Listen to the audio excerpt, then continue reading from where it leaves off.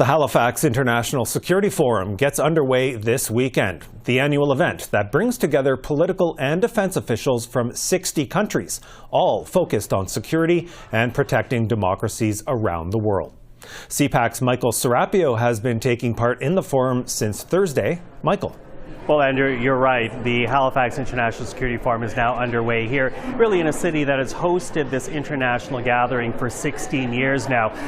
But this time around, there is a greater sense of urgency, perhaps even concern, not only because of a changing administration in the United States, but also the evolution of new technology that might mean the threats against democracy will not only come from state actors, but also non-state actors. It's something I discussed with Janice Stein, the founding director of the Munk School of Global Affairs and Public Policy, also a co-founding member of this Halifax International Security Forum. Janice, thank you for taking the time. Pleasure to be with you, Michael. Always good to see you. Listen, this conference is unique in that I believe it's the only one that talks about security in the context of protecting democracies around the world. Why is that conversation important in this moment in time? It's, I think, especially important, Michael, because democracies are facing increased security challenges of all kinds, harder for democracies to meet those challenges while protecting democratic institutions. It's just harder. In some ways, autocrats have an easier time, but it's fundamentally important that democracies meet them in a democratic way, in ways that are consistent with our laws, with our norms, and with our institutions. And when you talk about the challenges to democracies, in particular right now, what are you thinking of? What's in mind to those issues? So if we just look a little bit ahead, Michael, and we understand the wave of technology change that is going to come at us, advanced AI, quantum computing, just in that one area, there are fundamental questions of encryption, the security of encryption, but the other side of that, privacy and rights. If you're not a democracy, you just don't worry about those things. You charge ahead. If you are a democracy, you have to balance the opportunities that these technologies will certainly provide on the battlefield with questions of rights. On the battlefield, and when it comes to the state actors who might use those against democracies around the world, certainly Russia comes to mind, China comes to mind. Are those the two primary players that this conference is concerned about? If you ask the majority of security experts here, there's no question that the focus would be on the pacing threat of China for the United States, but for our European colleagues, it's not China. It's actually Russia. But let me take you just somewhere a little different here. As we think about the diffusion of these technologies, there will be many smaller states and actually groups that are not states that will have access to these technologies. They diffuse. They're not as expensive, for example, as nuclear technology.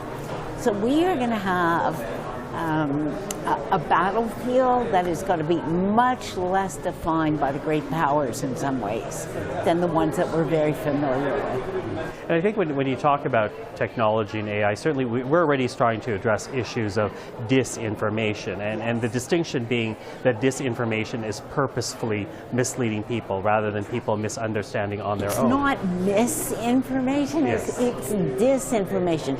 It is intentional. Right? It's part of a battlefield campaign.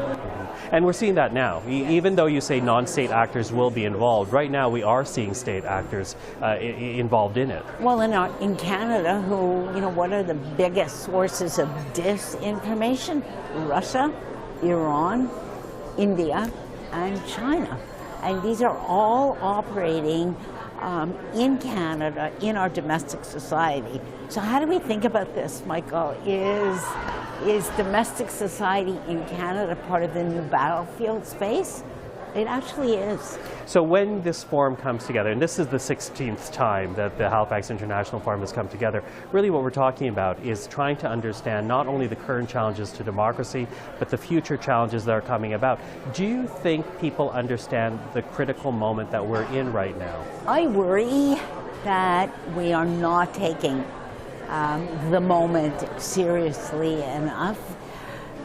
And the reason I do worry, Michael, is that these threats are converging and intersecting, right?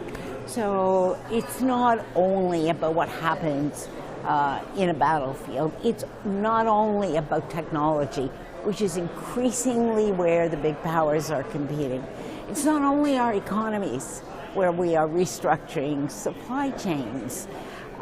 It's not only about a shrinking population, which is going to make military recruitment so much harder. Look what's happening both in Ukraine and in Russia. All these forces are converging at the same time.